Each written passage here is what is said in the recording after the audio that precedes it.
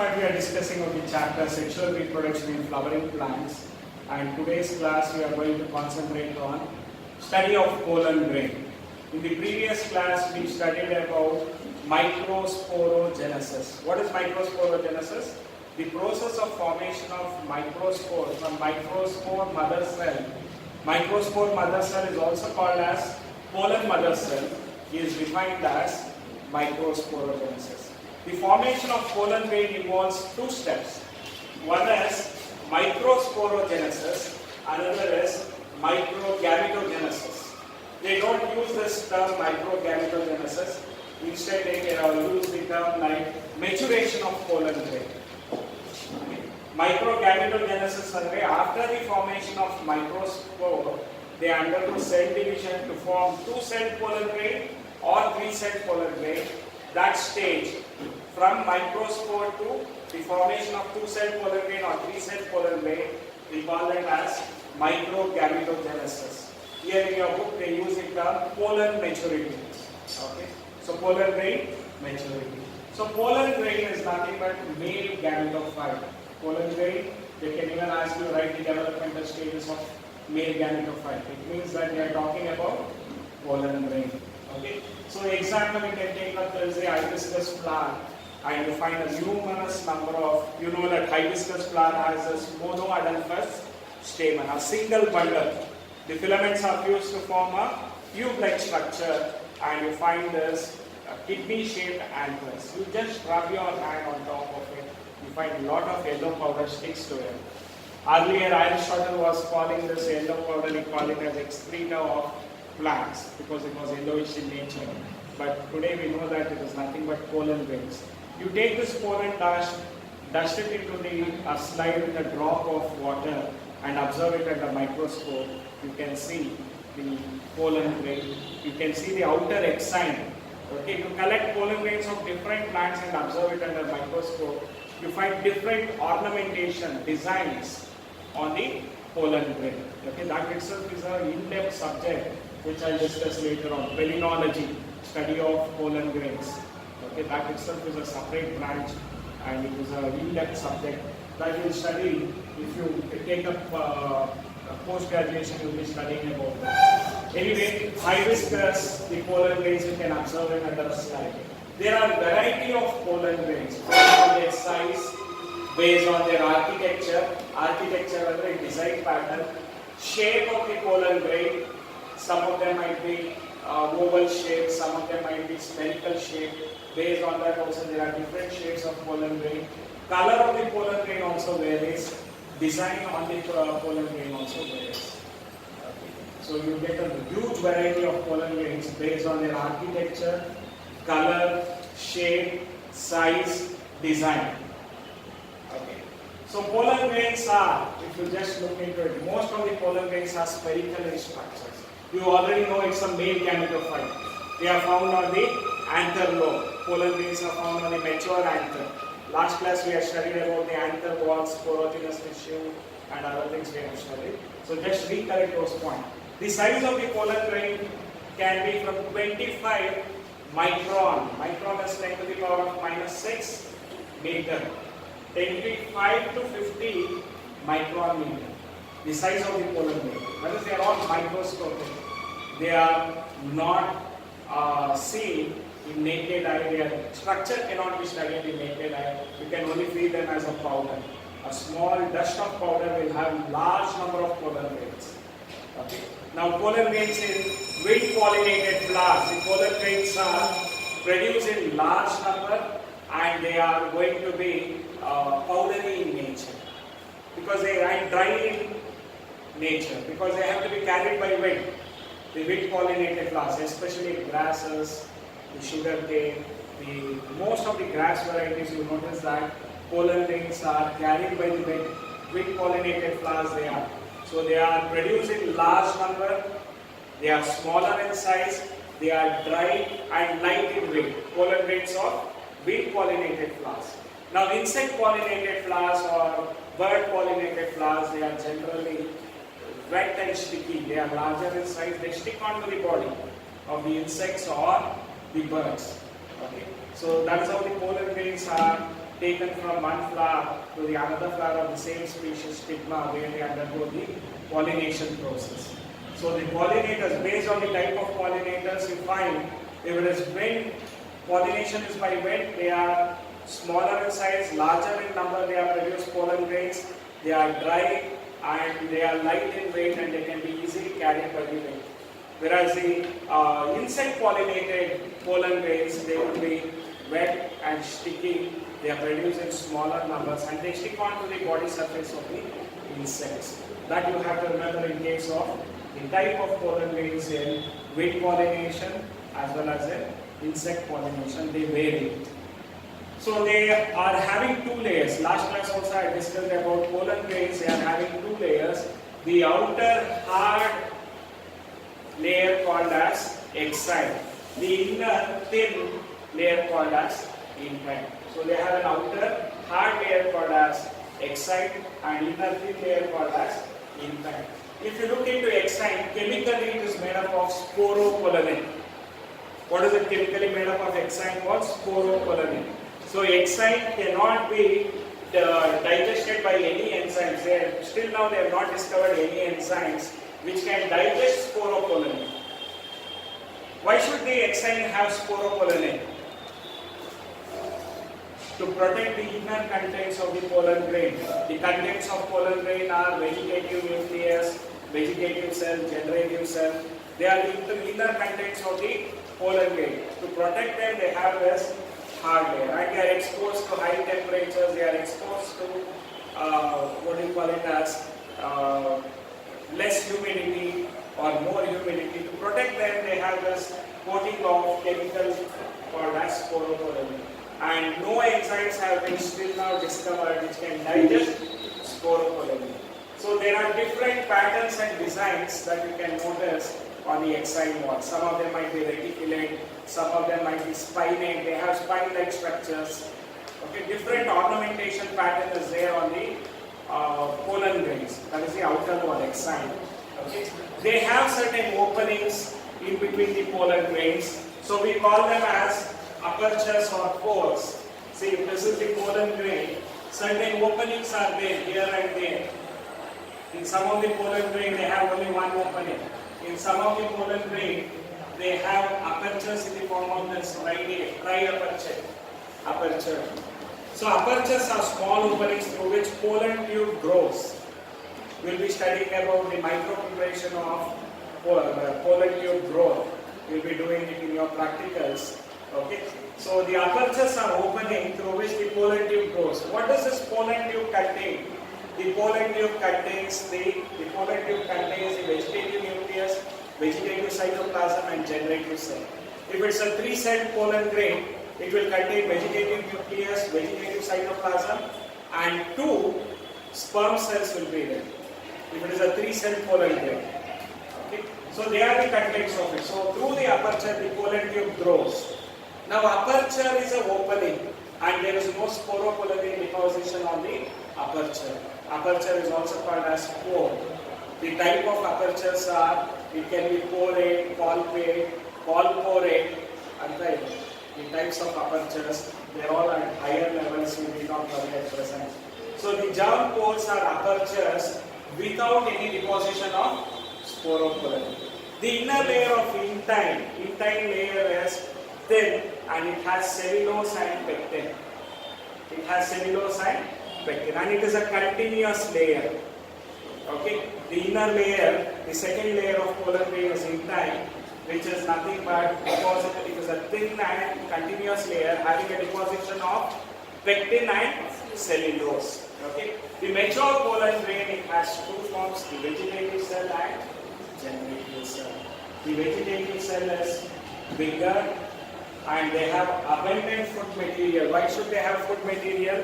Still they reach the stigma for them to be alive and for the pollen tube to be formed, they require nutrient. So that reserve food material is abundant in case of pollen grain and they have a large spherical nucleus. Sphere is a 3-dimensional object like a ball. Okay, spherical nucleus they have in case of the vegetative cells. So mature pollen grain Generally, 60% of the pollen grains of plants, 60% of plants have two-celled stage. So we are talking about mature pollen grain with two-celled stage. Even your textbook limits only to two-celled stage. So the two cells that they have in a mature pollen grain is vegetative cell and generative cell. Vegetative cell is larger in size, it is bigger in size. They have abundant food materials and they have large spherical nucleus. You might also notice vacuoles. These are vacuoles. Okay. Now generative cell is smaller in size and they float within the vegetative cell. So nowhere you find this concept. Cell floating within a cell. Cell within a cell. Cell within a cell. You can notice in pollen grain. Okay. So now nearly 60% of plants they have two-cell pollen grain stage and nearly 40% of plants they have three-cell pollen grain stage. So now with that we will study, understand about this mature pollen grain, how is it formed.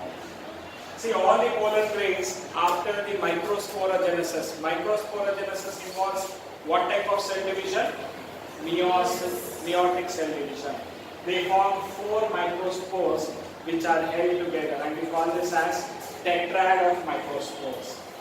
Later when they undergo dehydration and maturation, this callose flux which holds them together, they disintegrate and microspores become independent. This is an independent microspore. So still this stage, formation of microspore, this stage tetrad we call it as microsporogenesis. All these stages are microgametogenesis. And the cell division that takes place here is mitotic cell division. Haploid mitosis. All the cell division that takes place here is mitotic cell division.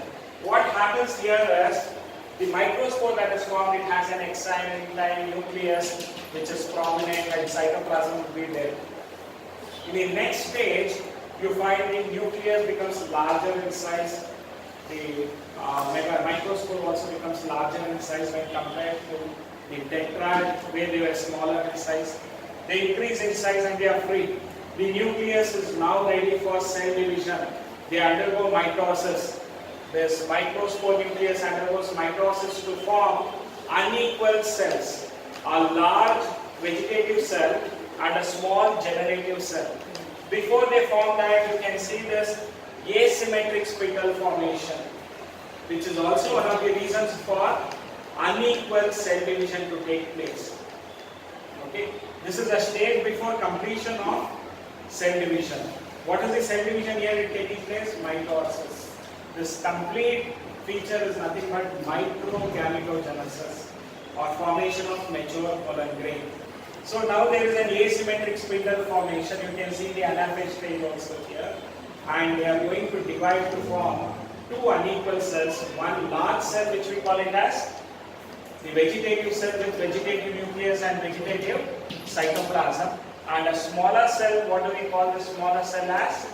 Generative cell with smaller nucleus and generative cell cytoplasm. Cytoplasm in the generative cell. Here they have not got separated. Okay.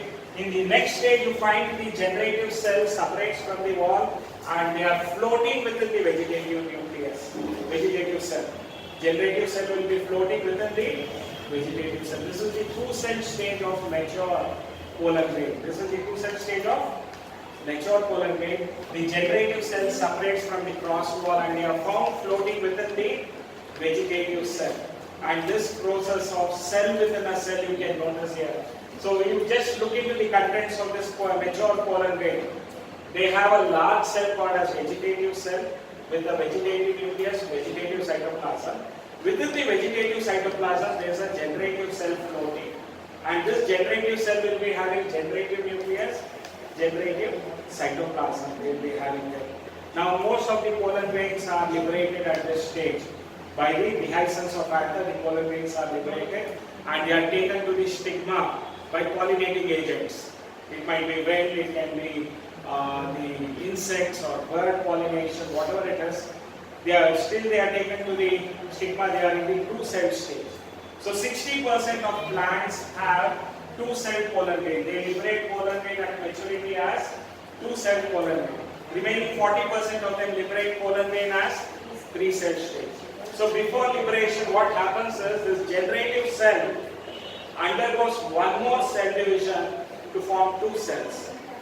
So you can call this 3 cell stage as cells within a cell. It is cells within a cell. 2 cell stage, cell within a cell. We have cells, plural form, cells within a cell. So you find 2 sperm cells, and these 2 sperm cells are non-motile. Okay, they are not motile, they are non-motile. They cannot move. And they have this vegetative nucleus, vegetative cytoplasm. See, the vegetative cell has 2 sperm cells floating within this. This is the 3 cell stage. So 40% of plants liberate the pollen grain in this 3 cell stage. Whatever way it is, now the pollen grain with 2 cell stage, when it falls on the stigma, they produce the pollen tube. In the pollen tube contents are there. What are the pollen tube contents? Vegetative cytoplasm, vegetative nucleus and generative cell. A pollen tube alli generative cell divide agutte, it forms 2 sperm cells. However it is liberated, they have to form 2 sperm cells. On the ready-made sperm cell, there are pollen grain. In another 2 cell stage, when they form the pollen tube, the generative cell within the pollen tube, they undergo cell division to form 2 sperm cells. Okay, that is the thing that you have to understand about in case of the pollen grain formation. Have you understood about this? The maturation of pollen grain to form 2 cell pollen grain or 3 cell pollen grain. So this is what you have to remember about. Now some of the pollen grain viability ಅಂದ್ರೆ life span ಅಥವಾ expiry date ಅಥವಾ validity ಅಂತೀವಲ್ಲ. So pollen grains in some of the plants, they are viable only for half an hour. Half an hour ಆದ್ಮೇಲೆ if they fall, they cannot germinate. The pollen grain gets destroyed. Some of them are viable for months together. Some of the pollen grains, they are viable for months together. Some of them they die within, they are viable or fertile within half an hour. Some of the pollen grains are viable for many months together. Even if they fall at a later stage, they can germinate and they can fertilize. So the pollen grain viability is the fertility stage of it, the lifespan of it. Okay, we can't call it as a living organism, so because they are all haploid, but their expiry period, that we can call it as viability whenever we see use. Even seed viability and use might. Okay, so this is what you have to remember. In some of the plants, the pollen grains are viable for half an hour. In some of the plants, the pollen grains are viable for many months. You have to remember about that. Now, what are the benefits of pollen grains? There are many pollen grains which causes disorders in us. Some of the pollen grains, even now when we are speaking, the air has pollen grains in this. Maybe at this season there might be the pollen grains of Parthenium. Whichever flowering plants are there, air pollinated flowers are there, their pollen grains are here. When we inhale them, it enters into our nostrils. Okay, so that pollen grain, some of them are going to cause allergy symptoms. Asthma it might cause, symptoms of asthma, allergy. Okay, hay fever and rhinitis or hay fever is caused by pollen grains of grasses. Hay fever or rhinitis, it's caused by pollen grains of grasses. Pollen grain of Parthenium is also going to cause asthma-like symptoms. They also cause allergy.